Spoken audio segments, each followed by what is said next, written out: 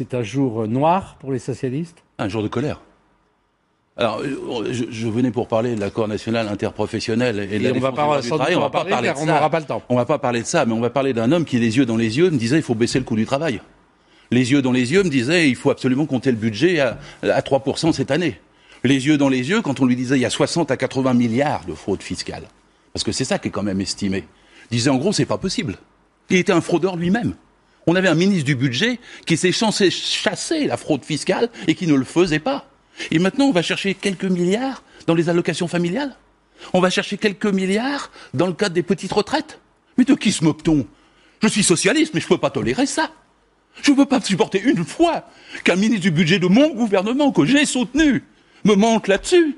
Moi, je vous dis, je peux le faire, le budget. Je peux vous dire comment j'embauche 2000 inspecteurs des impôts. Je peux vous dire qu'ils gagneront 100 fois leur salaire. Et je peux vous dire qu'il y aura de l'honnêteté. Mais qu'il y en a assez de ce genre de complicité. Qu'il y en a assez de ce genre de situation où on se trouve spolié. C'est la misère dans le pays. Il y a 5 millions de chômeurs. Il y a 10 millions de personnes qui sont pauvres, qui ont moins de 900 € par mois, dont on ne parle pas. Et on est en train de mégoter pour un petit budget pour atteindre 0,5% de déficit. Et on a un chef du budget qui fraude lui-même, qui ment les yeux dans les yeux. Vous croyez que comme membre du bureau socialiste, j'y suis depuis 20 ans, je peux supporter ça? Vous croyez que les politiques, les militants, les syndicats peuvent supporter ça? Une seule fois. Moi, je me bats tous les jours. Je fais des réunions tous les jours simplement pour défendre le temps partiel des femmes. Pour défendre les jeunes qui ont des CDD. Pour défendre le fait que sur le plan du code du travail, il y a des attaques en ce moment, alors qu'on ne devrait pas être attaqué. La gauche devrait être en force aujourd'hui pour défendre les salariés.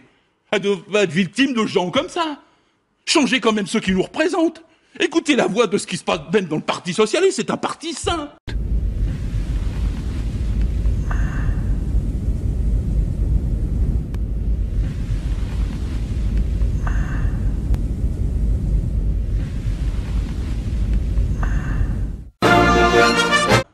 Nous sommes le premier grand parti de la gauche. On ne peut pas être sali par des histoires comme ça, il y en a assez. Je le dis clairement puisque vous me donnez, alors que je venais pour un autre sujet et par hasard l'antenne sur ce sujet. Qui ment? Si vous êtes soumis librement, vous n'avez pas besoin de contrepartie.